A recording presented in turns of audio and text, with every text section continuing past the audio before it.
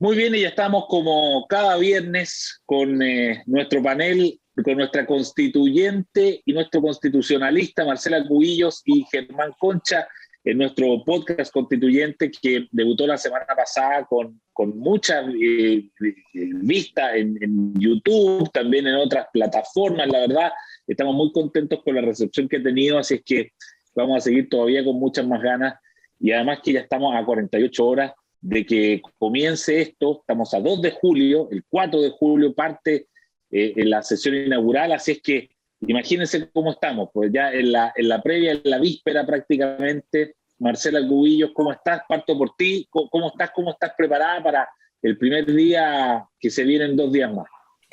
Hola Eduardo, hola Germán. Bueno, yo creo que todos con la decisión y las ganas de que esto parta luego. Yo creo que ha estado desgraciadamente los últimos días contaminado por debates que no tienen nada que ver con el rol para el cual nos presentamos como constituyentes y para el cual la gente nos eligió. Entonces, cuando uno ve que la discusión de los últimos días es sobre más recursos, cuando antes de presentarte tenías muy claro cuáles eran las condiciones del cargo, las condiciones de las asignaciones, etcétera. Muchos dijimos que esto iba a pasar. Bueno, pasó. Más plata. Después, cuando la verdad la discusión es que ya como que no te caben o no te sirven las atribuciones que tienes, sino que quieres otra. Ya no estás para redactar una propuesta de constitución que la gente después decida si le gusta o no le gusta, sino que tú quieres tener poderes por sobre los otros poderes del Estado o atribuciones sobre las leyes o sentencias judiciales, etcétera. Entonces, aquí la verdad yo siento que como las expectativas fueron tan desmedidas que se generaron sobre el proceso de la Constitución y sobre lo que es una nueva Constitución, muchos constituyentes también se creyeron esas expectativas desmedidas y creen que tienen más atribuciones que las que tienen y que pueden exigir privilegios que hoy día ningún chileno tiene. Entonces, la verdad que yo creo que las últimas semanas la discusión ha girado en torno a temas que son completamente irrelevantes y por lo demás que se alejan del mandato de la Constitución. Germán Concha, desde el viernes pasado hasta ahora, efectivamente ha crecido el número de solicitudes que se están haciendo. De hecho, incluso se está pidiendo y se ha pedido que el gobierno no cumpla el rol que había estado cumpliendo de asegurar la logística. Hay previsto para ese día 4 de julio una marcha que partiría en la Universidad de Chile, en la Alameda, para marchar y caminar hacia la constituyente. ¿Cómo lo has visto tú estos días previos, Germán? Bueno, buenos días. En primer lugar, un agrado estar nuevamente con ustedes en esta instancia. Mira, yo creo que es peligroso porque la tarea central, me parece, de la constituyente, más allá de redactar una propuesta de constitución, es ayudar, diría uno, en un proceso de reinstitucionalizar o de recuperar el respeto a las instituciones. Porque eso es lo que venimos teniendo problemas en Chile hace rato.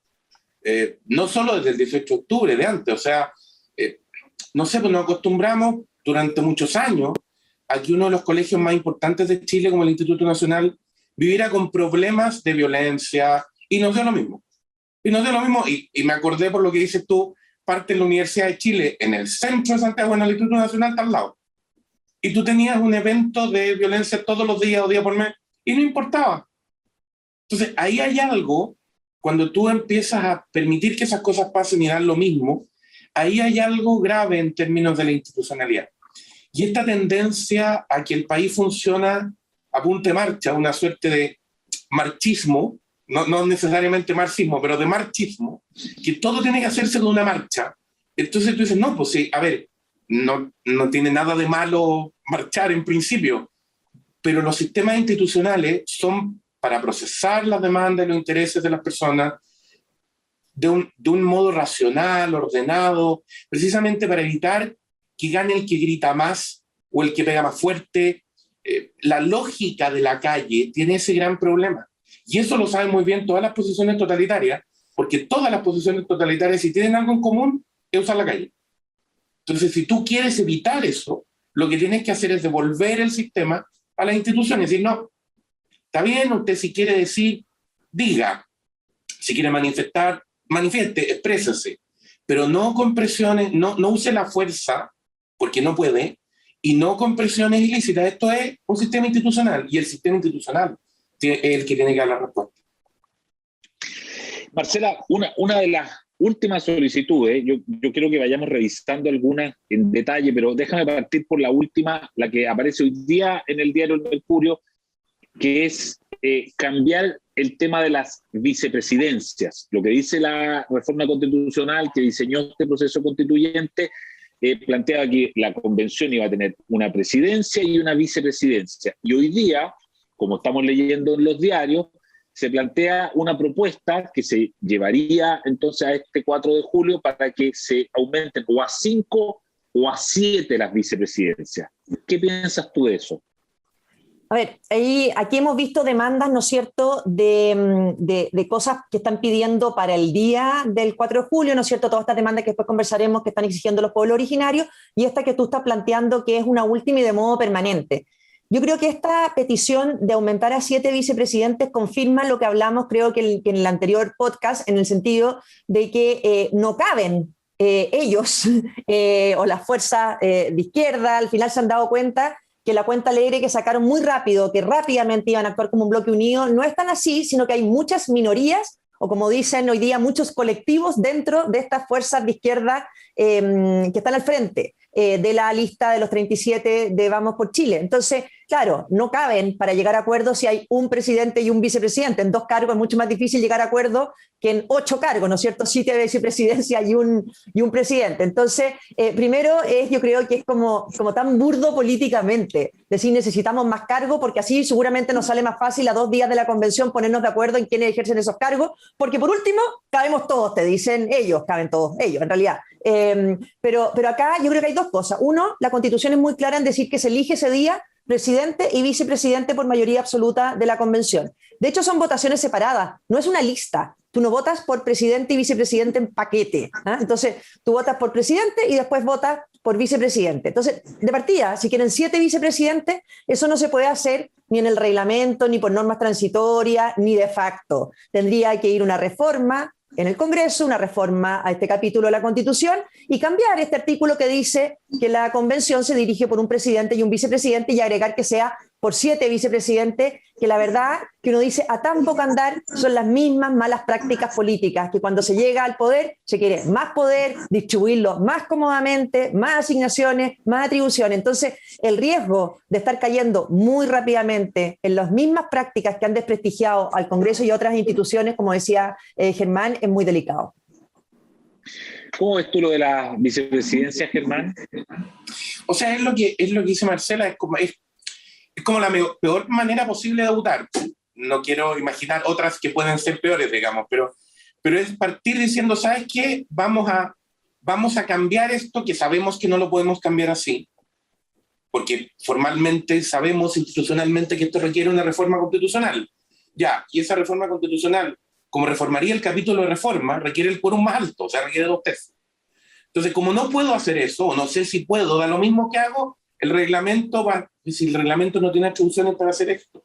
Entonces, empezar a discutir el día 1 sobre cosas para las cuales no tengo atribuciones, entonces ya es decir, de nuevo, mi punto anterior.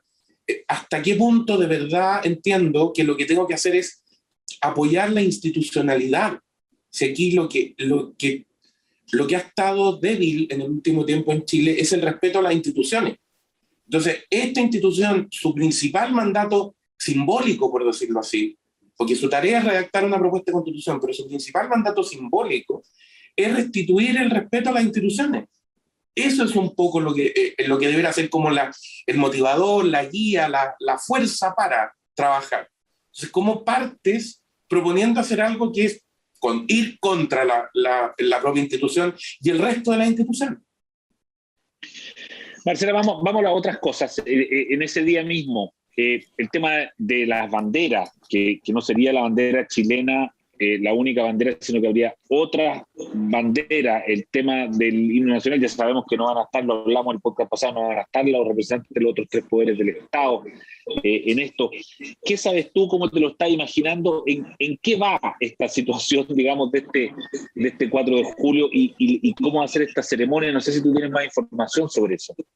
La información que tenemos hasta ahora desde el gobierno y desde esa secretaría ejecutiva es que esto en principio sería una ceremonia muy sobria, muy republicana, en que la representante, ¿no es cierto?, del Tribunal Calificador de Elecciones inicia esta ceremonia, se hace una aceptación que entiendo que es conjunta del cargo después de leer la sentencia del Tribunal Calificador de Elecciones, se acepta el cargo y se procede a la votación de presidente de la convención. Ahora, claro, uno espera, y así lo han dicho, ¿no es cierto?, que los signos, los símbolos indudables de Chile, de nuestro sentido republicano, tienen que estar presentes, como es la bandera chilena y como es el himno nacional. O sea, ya parece increíble que se ponga en duda algo como eso. O sea, Chile tiene una tradición de ceremonia republicana. O sea, el cambio de mando en Chile es lo más republicano que hay y sobrio, ¿no es cierto? No hay discurso, es sobrio, está la bandera chilena, está el himno nacional, etcétera. Entonces uno dice, al menos,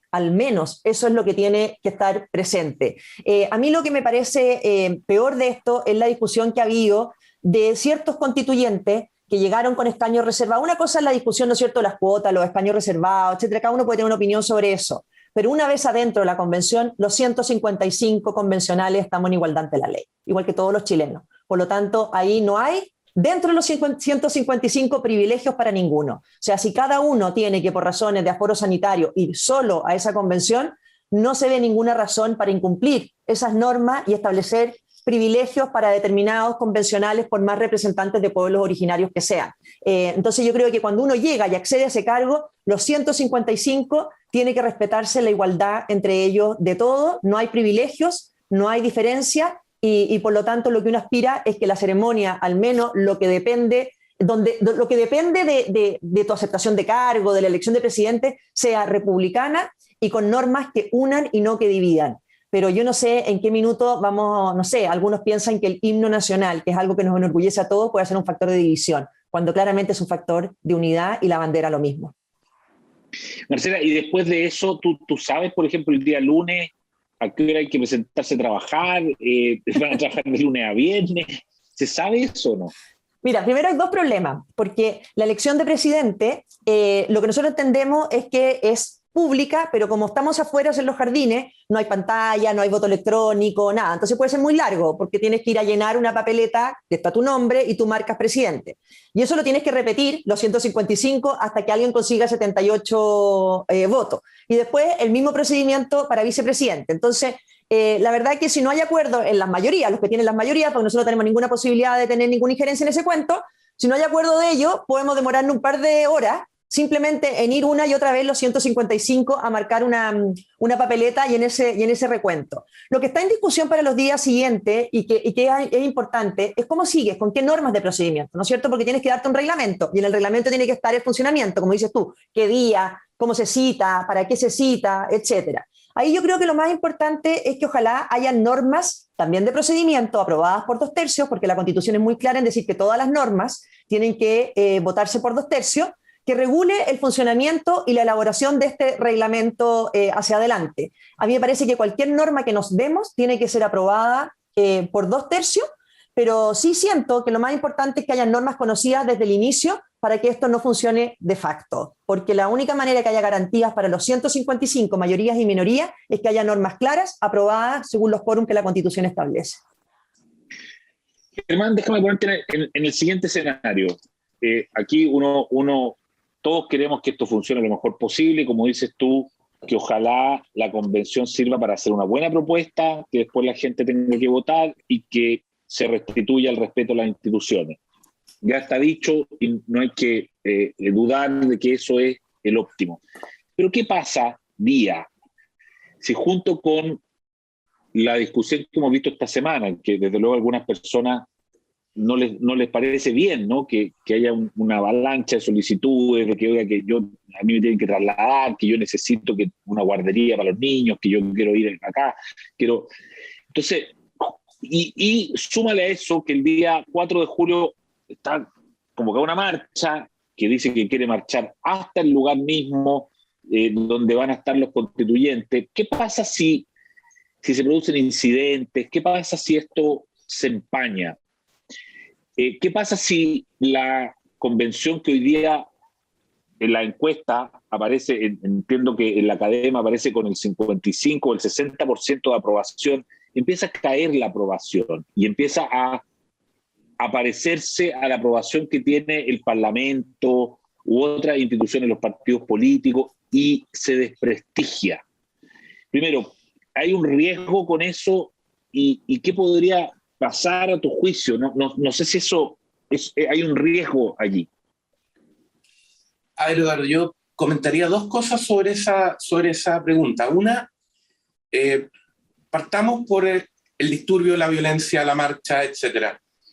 Porque me recordó las expresiones de un candidato a gobernador derrotado en la elección, en la segunda vuelta de la elección, que citó una frase, una canción que entiendo que es de Ismael Serrano, que dice que se había hecho en la campaña tratando de que el miedo cambie de bando.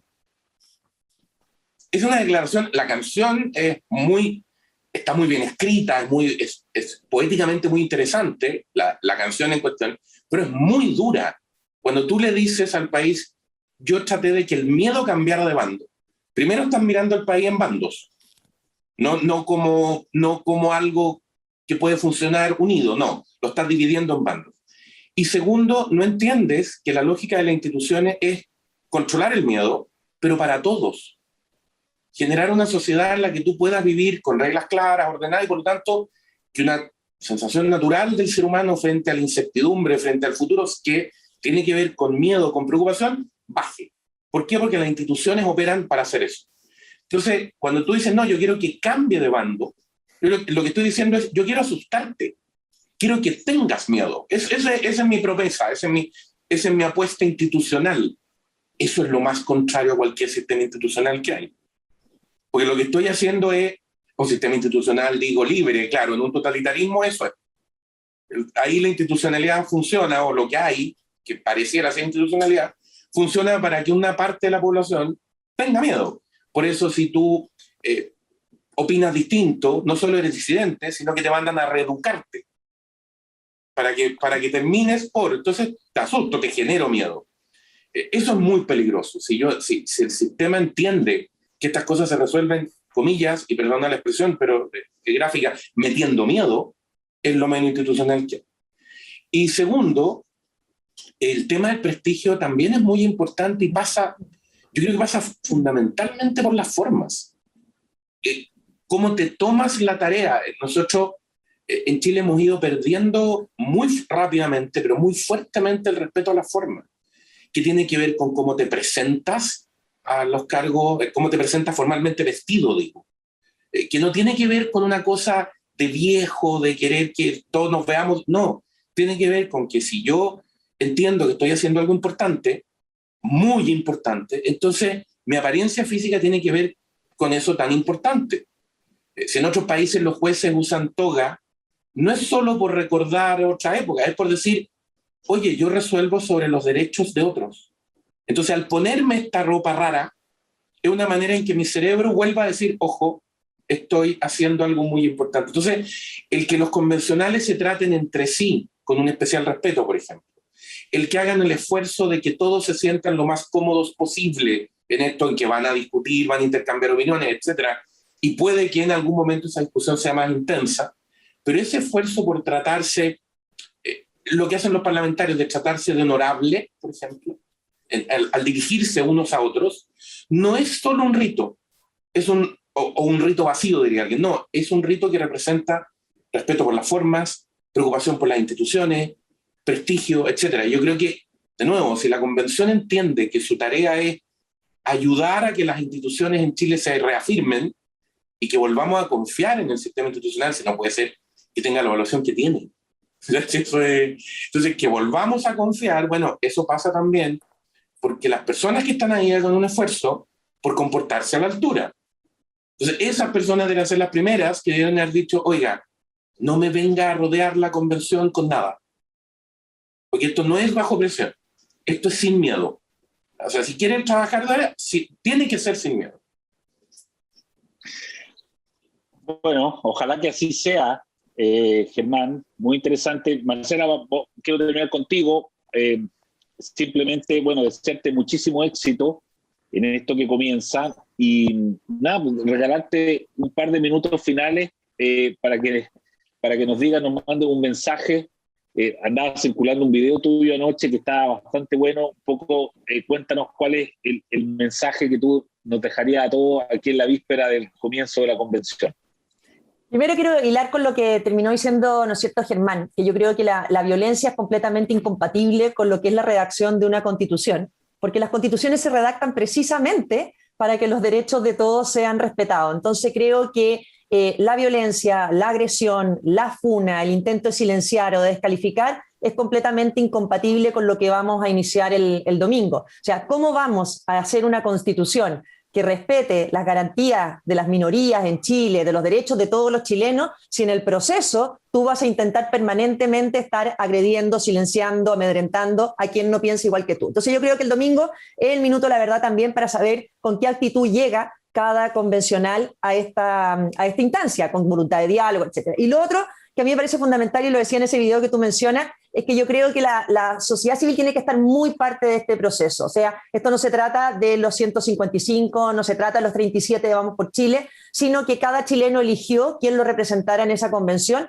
y es ese chileno el que no tiene derecho a ser amedrentado, silenciado o a que no pueda defender su voz en este proceso constituyente. Entonces, mi llamado es a rodear la convención de una manera distinta a la que lo rodea el Partido Comunista, sino entendiendo que lo que se está discutiendo ahí es de interés de todos, las libertades de todos tienen que hacerse valer y cada uno eligió quien lo representara y tiene que levantar la voz durante todo este proceso constituyente, porque ese es el derecho que él tiene.